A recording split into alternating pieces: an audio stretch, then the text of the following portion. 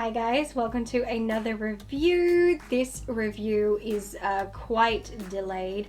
This was a film that was sent to me a couple of months ago, maybe even a little more than a couple. And I unfortunately had to tell the person who sent that it was going to take me a while to get to because of the hospital stuff. I know you're probably sick of hearing it. I'm sorry, okay? And so as soon as I was done with that, this was the first thing I put on and I watched, and it's been sitting ready to go with all my notes and everything done, and I just hadn't had the chance to get down and record it. But that day is today. I'm finally able to do so. So today is my review of my screener of Agathe-Christine Next Door Spy. Agathe-Christine Next Door Spy, originally titled Nabospionen or Next Door Spy, is a 2017 Danish family animated film directed and written by Carla von Bengtsen and follows 10-year-old Agathe-Christine, or simply AC, as she moves into a new home where she has established a small detective bureau in the basement of the building. I was honestly surprised to learn this film was Danish, since the copy I watched had English dubbing, which I'm gonna be honest with you now, I hated. I hate when anything is dubbed into a language that is not the original language of the film. You can slightly get away with it in animation, but I find that you still suffer the same problems. I know there are some people who want dubbing, I mean especially if you're seeing impaired, but I would rather read the subtitles personally. When you watch something not in its original language, things get lost in translation, and I find the voice acting drastically drops in quality. I'm not beginning this review by saying this is a bad film, but I feel part of my core issues with the film came from the English dubbing. Outside of our two main characters, Agatha and neighbor Vincent, the voice acting was quite terrible. The vocal performances were one note and lacked any emphatic cadence, which coincided with the unfortunate cliche of one-dimensional personalities written for these background characters. Agatha and Vincent, however, were great. A lot of care was put into establishing these characters, their traits, and their stories, and even in English, the voice acting for these characters was really strong. But I wonder, were they strong, or did they seem strong because everything around them was just such a lower quality? It's a cliche for a children's film to paint adults or older characters as being disinterested and just not understanding their kids or taking the time to understand them. This film takes that cliche and cranks it up to 11. Vincent's parents don't understand him or try to, but Agatha's mother is the absolute worst. I would go as far as to say she is the worst character in the film, and how she is written was bad. Now, there were elements of her character I appreciated. I don't like it on a personal level, but for the story it makes sense. Agatha's mother is a policewoman and is the most neglectful parent on the block. I don't think we saw her once take care of or tend to the needs of her 3 children. She has a daughter in her mid-teens who is forced to constantly babysit and care for her baby brother, and this baby almost never sees its mother, and the mother makes no effort to interact with her children, including Agatha. But these aren't the traits that make her a bad parent. She's a single mother with a high demanding job. She's moved her family to a new neighborhood and house. She knows no one. She's trying to work to make money to put food on the table, so she can't get a sitter. These are unfortunate and realistic events that I think a lot of modern families can relate to. It doesn't make her a bad person, but it does reflect the realities of some people. Some parents can't be active the way they want because they have to be the breadwinner, but other traits of hers is where she is a bad parent. Agatha's mother for most of the film is constantly trying to shape Agatha to be something she's not. She spends most of the time crushing her daughter's dreams and ambitions instead of nurturing them and helping her channel them into a safe outlet and give her some type of guidance. Agatha wants to be a private detective, and she can. She has intelligence and skills and drive that is superior to that of most 10-year-olds.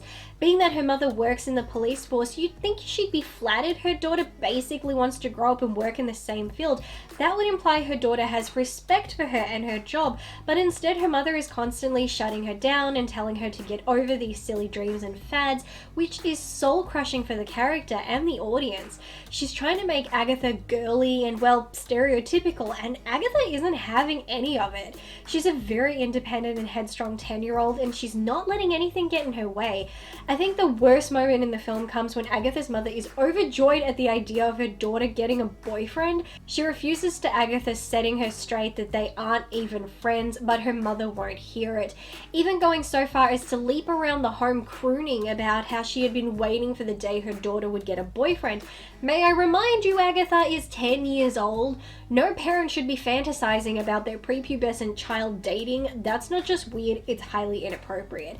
If I even suspected my 10-year-old was dating, I'd be losing my proverbial mind. But this woman is basically trying to force her 10-year-old into dating. What? Our lead character, Agatha, is not the best role model in my opinion, but that's not to say there isn't a lot about her that's empowering, because there is. This is a little girl with high aspirations and a drive and intelligence that can so easily get her to where she wants to be in life, but what's getting in her way is outside negativity, and I actually like how this film depicts this negativity affecting her. One of the first ways is her dreams. Several moments in the film are dream sequences of Agatha playing out her detective fantasies. What I love about them is they are depicted in a noir style, very Maltese Falcon, only animated, but as the film goes along, her fantasies don't show her solving cases and being the hero. She begins to see herself as the villain and being hated by others and seen as a failure. This is a reflection of the fact that as the story goes along, the lack of faith others have in her and the way they put her down or refuse to listen or believe her starts to fuel her doubt within herself.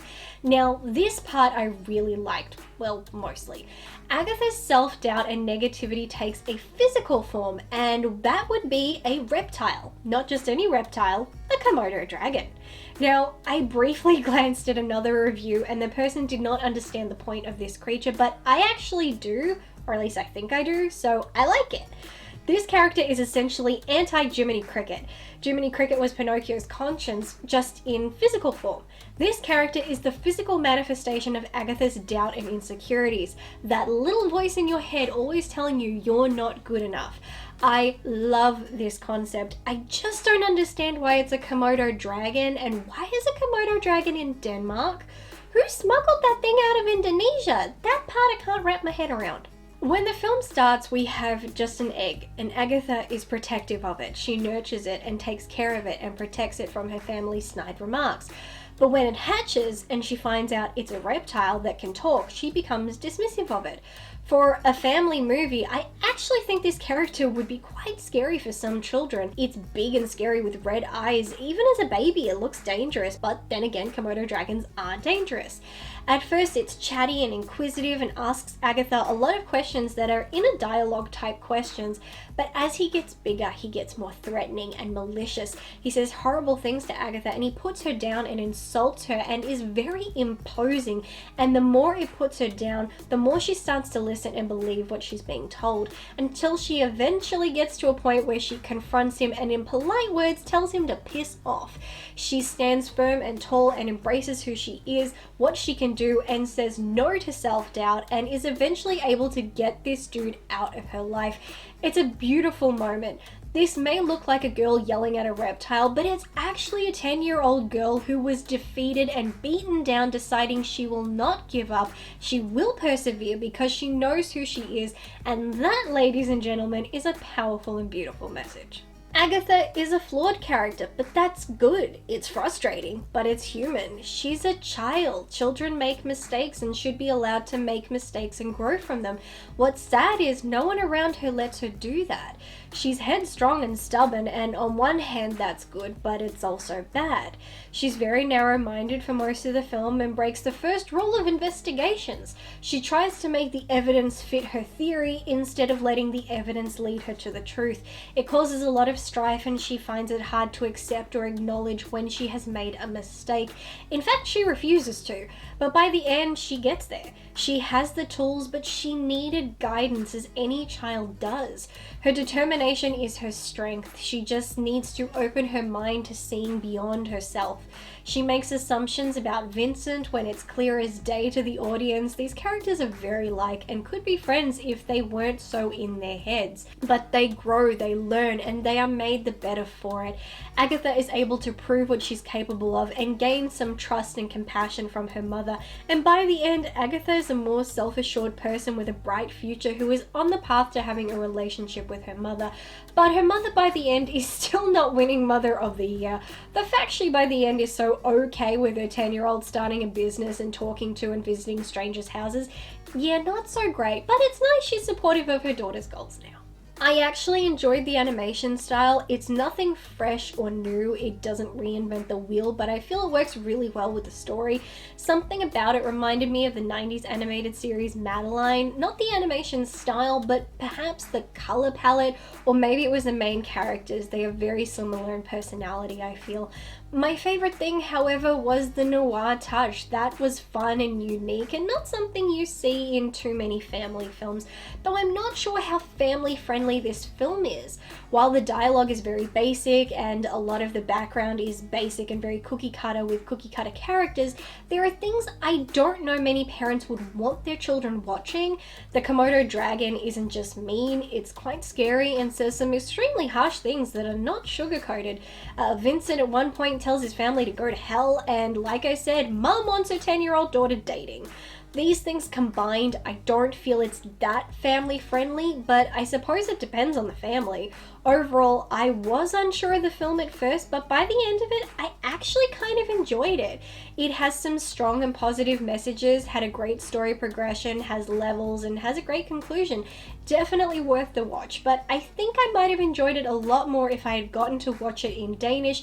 In fact, I would love to watch it in Danish and see how they compare. Yeah, I'm just one of those people. There have been times where I've tried to watch a film and I've been unfortunate that I couldn't find the original and had to settle for the dubbed version. And I couldn't get more than a few minutes in because it's just really frustrating watching people's mouths move and knowing the audio does not match their lips. It's like when you watch something maybe on a USB or something and you're watching it and the audio and the mouths are out of sync. Oh, it's so frustrating, it drives me bonkers. Yeah, I said it in my last review that you should never form a conclusion about a film until you've watched the whole thing, because, you know, for the first part of the film, I wasn't really into this. I was kind of struggling, and then by the time I got to the end of it, I'd actually warmed up quite a bit to it, and I thought, no, this actually has a lot of good things to it. It's maybe not necessarily something that I would watch again, but it is definitely something that I would recommend other people to watch and check out and see what they think, because I think there's a lot of really good things there that people should check out. I just really wish that I'd gotten to seen it in Danish language. That would have been great. But if you, by any chance, have happened to see this film in English or in Danish, please comment down below and share your thoughts on it, because I would absolutely love to hear what you think about this film.